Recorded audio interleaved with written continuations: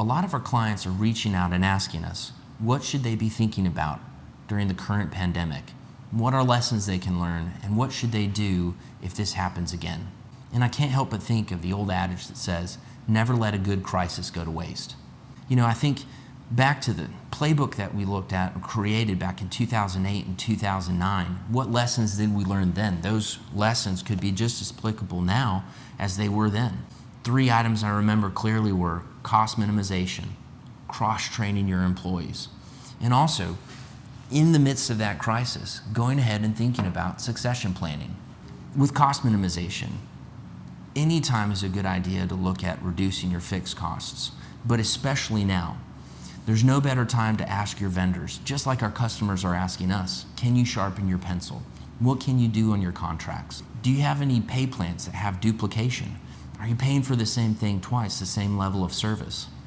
And going ahead and addressing that fixed cost can help you now, especially with uncertain revenue, uncertain inventory levels. There's so much that we can't control.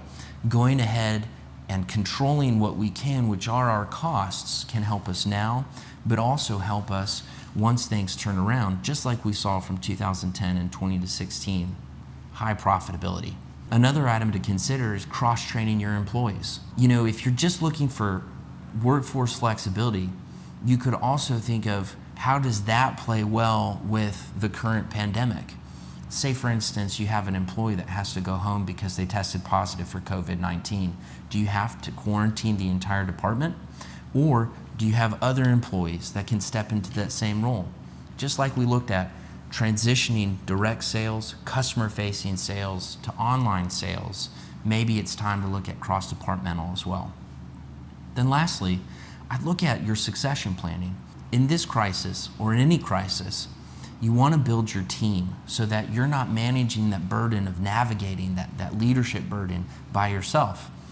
And so as you're building that team, as you're identifying your key employees, perhaps it's also time to consider your succession plan.